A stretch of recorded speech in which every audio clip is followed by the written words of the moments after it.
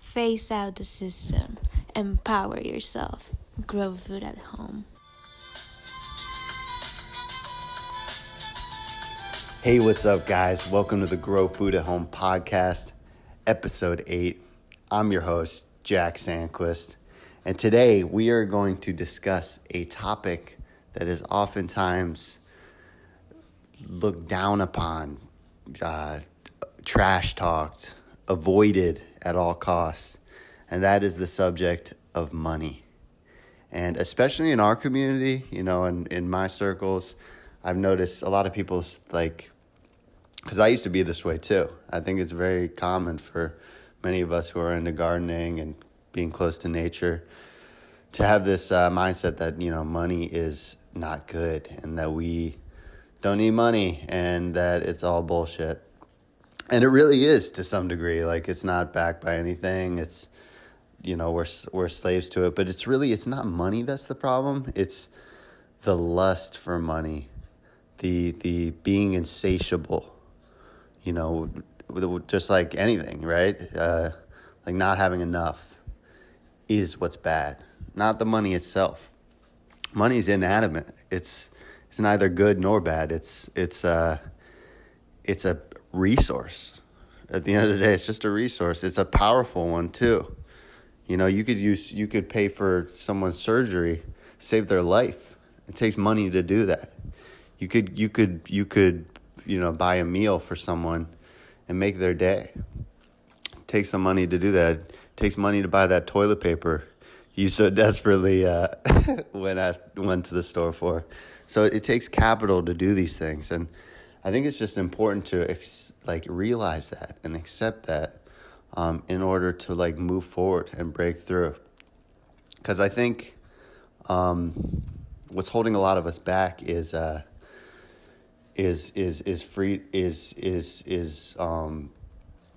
having limited capital. I know that was the case for me. So I just want to start with this story, because this really crystallized for me when I was on the road. Like, I am the most idealistic person I know, or at least I used to be. I kind of brought it back down to earth, and and then found a middle ground, and it's really served me well. So I really want to help,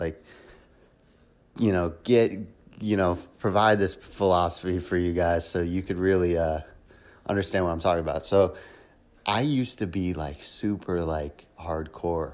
I literally didn't have a bank account, and I was traveling the world and just freaking cruising, as they would say in Hawaii, for real. Like, I had no agenda, different city every month, working on farms, and I loved it. I was working on farms, and I fell in love with the idea that you could trade your time for room and board and for the barter economy. I was really into that, and I really wanted to phase out money. I wanted to move away from money. I was waking up to the problems of the world, as far as fiat currency and whatnot, and I wanted nothing to do with it, right? So I wanted to move away from money, right? And then quickly I manifested extreme poverty because that's what happens. You really, the more you say something, the more you put something out there, the more it becomes real, right? And that was what was happening with money, and which is fine. I learned so much during that time. It didn't even matter because I had such amazing experiences. But looking back, I remember I would get to a city, I get to a point or a farm or wherever I was, and I'd slowly run out of money.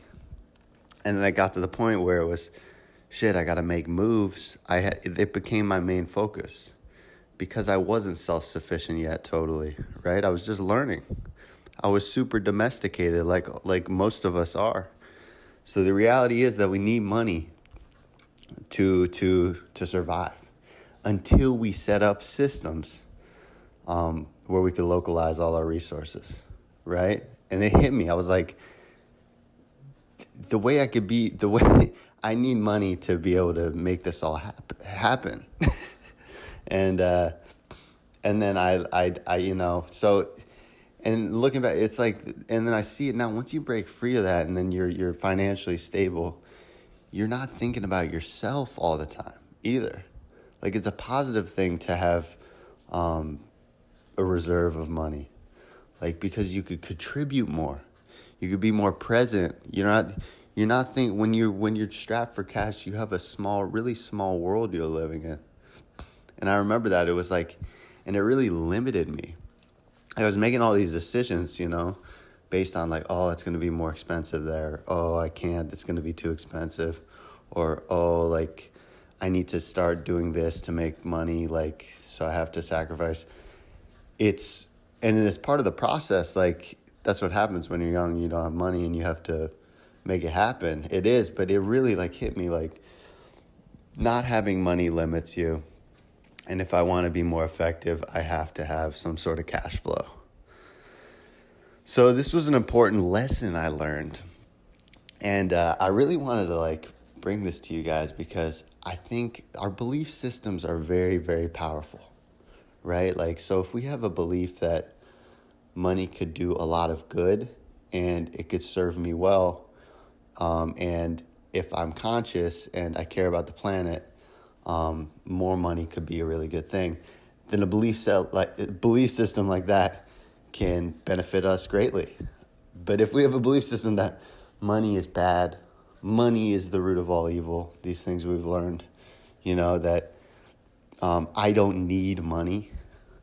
That's like really like dismissing. That was very unwise of us to dismiss something that, buys our groceries and stuff. So it's just like our belief systems are really important. I really wanted to like just kind of help you guys with this today because I know it's something that really has kind of helped shift me to become something great, and it's not the money that's done it. It's just the change in my belief system. You see what I mean? So yeah, I feel like we've been very, very much misled in growing up, as kids. Like growing up, we're just taught to be a worker. We're taught to shut up and do what we're told and not to be creative and not to fulfill our potential. We're not told we could achieve anything. We're not taught how to be financially successful. Successful, period, in my experience. Maybe I wasn't paying enough attention, but, real development, like, that's where it's at. And we got to get really, like, mindful and intentional about what we're doing in our lives. So, schooling ourselves is a principle in this podcast, and it's one that really fires me up. And I can go on and on about it, but it's really like something that really matters, like, because it could take us to the next level and help us optimize our lives, really. Isn't that what we're trying to do? I know I'm trying to reach more and touch more lives and change the food system at the end of the day. And I'm learning how powerful money could be, to make things like that happen, to buy fruit trees, to gain momentum. And once you get in the game, whatever it is you want to do, as far as making money, I'm sure a lot of you guys have like great ideas around like positive things that are good for the planet and good for humanity. And that could be a potential business model. Whatever it is you do, the more you, like, literally Mark Twain says the key secret to getting ahead is getting started. It's like so simple, but like literally it's just hitting the ground running, committing to it hard, like literally not stopping. That's what I've done in my business. And then literally like in a year or 2 or 3, and it starts to compound everything, not like just like money. Like forget that for a second. Everything you do, your relationships, you said like everything compounds, like where opportunities just start flooding in once you build credibility and put your focus there, right? So I would really, really encourage you guys, please, because I know so many of you guys are such beautiful people. And I know I wasn't, so yeah, I just really would love to encourage you guys to go after what you're interested in and to put a price on your, herbal infusions or whatever it is you're, on your plants you're propagating at home that you want to sell. Put a price on it and get the ball rolling, and really just like it could be something amazing for you that could be an alternative to your barista job or whatever it is you were. I was a barista, and I'll tell you right now, it's my job, or whatever my title, whatever you want to call it, my lifestyle really is way better than having to clock in and do long shifts like I used to do. I go hard still, and I'm up early every day and I'm making it happen. But it's definitely a better lifestyle when you do it on your own terms. So I would motivate you guys to put it out there and try to make it happen. Yeah. So anyways, I can go on and on, but like I want to just like communicate with you guys that we've been given this life, and it's up to us to decide what we want to do with it. And it's so easy. I'm seeing how easy it is to just go default mode and do what we're told, and not really like get past the fear and go with our gut and do what we want to do.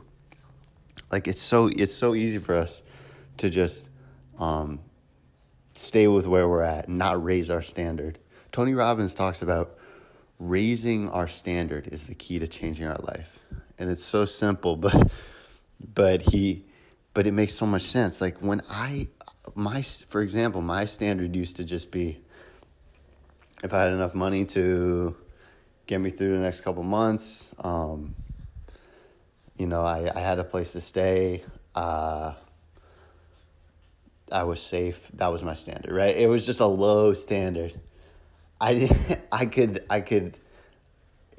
to, I used to sleep on the side of the road in Barcelona and stuff. Like literally, like, no agenda, nothing going on. And I mean, it was awesome, like, while it lasted. But it got to the point where I needed to raise my standard if I wanted to improve the quality of my life. Like, period. That's what it takes. You have to raise your standard. You have to say, I am worth so much more than what's going on right now. This dude Jay Abraham, I follow all these mentors because I'm trying to raise my standard. I'm trying to really like go next level. And yeah, so he says that it's important for us to ask ourselves, is the endeavor we're looking to get into, or whatever endeavor we're partaking in at this moment, is that endeavor it's not let me try to say this where it's eloquent. We need to ask ourselves, is this endeavor that we're looking to get into, or that we are even partaking in right now? It's not asking, are we worthy of this endeavor? It's asking, is this endeavor worthy of me? You see what I mean? We got to change the way we think if we want to go next level. Is this endeavor even worthy of me? Is what I'm doing right now in this moment, worthy of me and my time and my energy? Like, that's how we got to start thinking, man. We got to like really boost the self-worth, baby. That's what I want from all you guys. So yeah, so that's really what today's topic's about. Clearing up the misinformation that, money is bad. Money's not bad. It's a resource, just like anything else. My boy Ramit Sethi, he says, he's not my boy. He's a guy on YouTube I listen to. He says that money is just a small part of a rich life, but it is an important part. And it is. And again, we don't want to dismiss that because it's a resource. And us in permaculture, we really want to use the resources available to us. So let's tap into it, guys. And the abundance is there. We just got to we just got to tap into it. Like I said, like I would encourage all of you guys. What I do is edible landscaping. If you're just tuning in, I have an urban farm, but mainly how I make my income, how I pay my rent is I help other people grow food at home. So that means I build vegetable gardens, I plant fruit trees, and a host of other plants. I help, people create, food paradise, if you will, in their space, whatever that means to them. And I charge for that, and I bring a ton of value, and I really over deliver. I bring them all this value with my specialized knowledge, which I'm sure all of you guys have in one way, shape, or form.